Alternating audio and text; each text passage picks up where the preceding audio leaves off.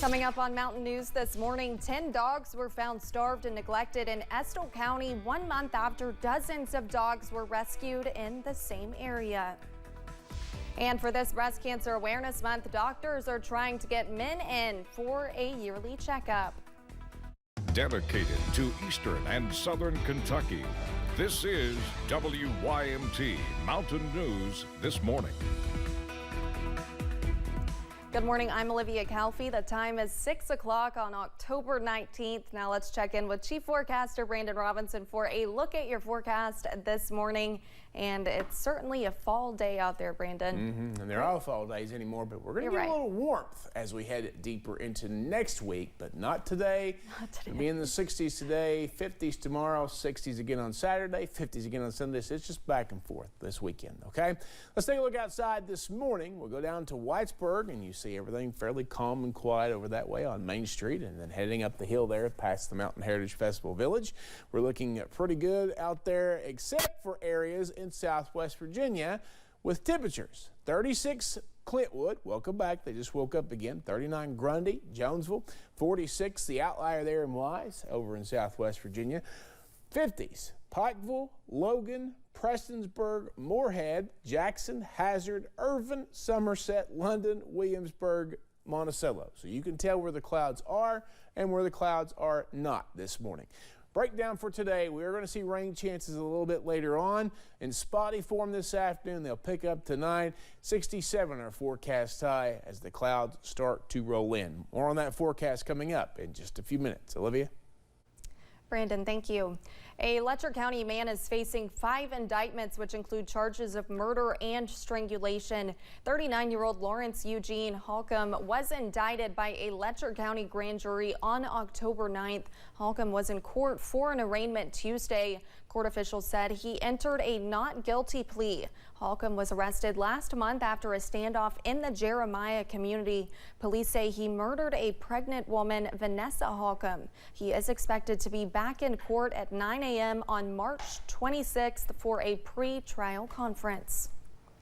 A woman was taken to the hospital after she was shot while driving on the interstate. The Rockcastle County Sheriff says she was driving on I-75 north Tuesday night when she was shot in her upper leg. Crews took her to Rockcastle Regional Hospital. She was then flown to UK Hospital. They are still looking for the shooter. If you have any information, contact the Rockcastle County Sheriff's Office at the number you see on your screen. Animal rescue groups are dealing with another situation in Estill County where just last month dozens of dogs were pulled from a home. 10 dogs have been removed from a home, and that could result in several dozen more rescued. Pause for the Cause was called for reports of dogs being starved and neglected. The animal shelter is out of space and is asking for donations. They are asking for wet and dry dog food, canned pumpkin, and plain yogurt. Estill County has been at capacity for the past year and doesn't really have any room to take any dogs in right now. Along with being malnourished, rescue groups say the dogs were also flea and tick infested and are losing their hair.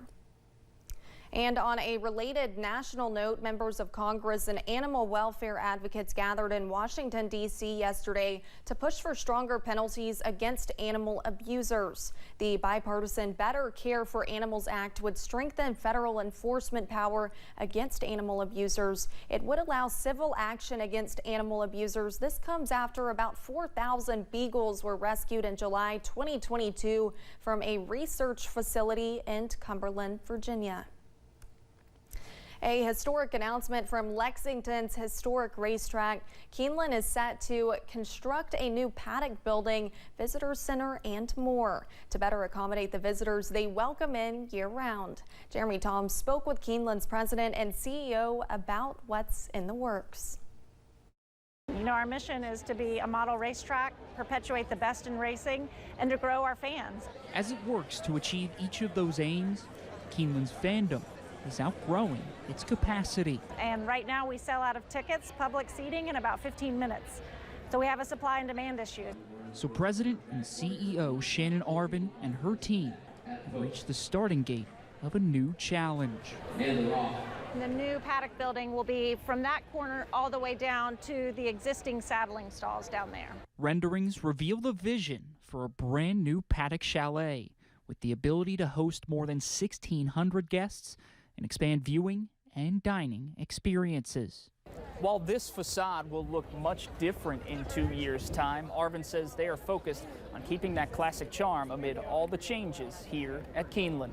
This will be successful if people don't know when the new building was built and it blends in perfectly with the old buildings. Other changes include a separate operations building to replace what is inside the current paddock building. And we felt like it's really important to offer a visitor center so that we have a central place people can come when they arrive. The work begins in January, and Arvin plans to have it done in time for the September yearling sale in 2025. Once this race is run, she hopes their visitors will find they've improved on an already special place. We're just so fortunate to be at Keeneland where people really do value this institution and they know we're trying to work to make it the best it can possibly be. In Lexington, Jeremy Toms, WKYT. Keeneland estimates the project will cost around $93 million, but they say they have preliminarily approval for incentives from the state's Tourism Development Finance Authority, giving the racetrack up to $23 million to support their efforts. They also say this will lead to traffic and parking changes, but they do not expect it to affect any of the upcoming meets or sales. At least one school system is shut down the rest of the week due to illnesses. Williamsburg City School is closed Thursday and Friday due to so many students and staff being sick. These will be NTI days 1 and 2. Although it's rare, men can get breast cancer. During this Breast Cancer Awareness Month, doctors are stressing the importance of men knowing their risk.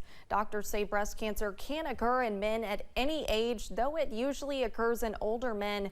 Male breast cancer makes up only 1% of all cases. Dr. Alrila Clark with UK Healthcare says men need to know their family history. She says 70 to 75% of male breast cancer is associated with their family. Dr. Clark also says when male breast cancer is diagnosed, it's usually in a more advanced stage. The proportion of death in male breast cancer is significantly higher when compared to females. And that's because we come to the realization and diagnosis of male breast cancer in later stages.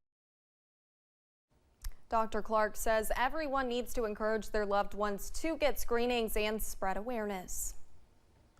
The University of Virginia's College at Wise is making an economic impact in Appalachia. WYMT's Chandler Wilcox talked to administrators about ways they are helping grow the region.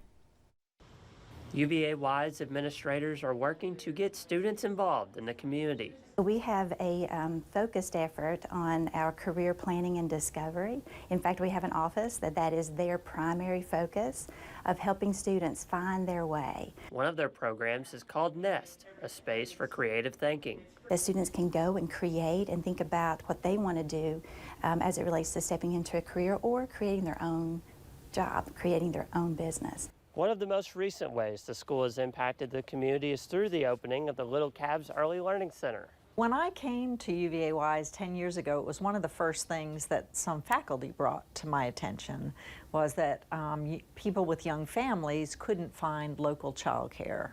The Early Learning Center not only benefits faculty and community members, but also students. It is a best practice for higher education because you then get to include your students in their education program who can do internships. A record number of students on campus for the fall semester.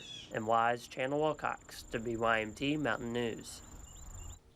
Chancellor Donna Henry also says the YWCA will be managing the Little Calves Early Learning Center.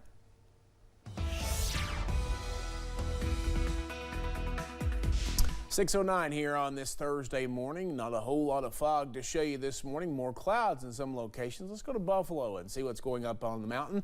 And you see temperatures a little bit warmer here in Perry County. 52 at the airport down the road there. But you see Not a whole lot of fog to report, but there is some out there, I can tell you that. Clintwood went back to sleep this morning, but otherwise we have those 30s still in Jonesville and Grundy over in southwest Virginia, all the way up to the 50s across most of the area. One exception in all those 50s, 40 right now in Manchester, and then 45 Harlan, 42 Middlesboro, 43 in Jacksboro. So again, a little closer to 60 back out toward Louisville. Paducah's at 59, 57 Owensboro, Clarksville, 54 Nashville. But you come back to the east, 48 Knoxville, 41 Tri-Cities, and 40 in Charleston, West Virginia.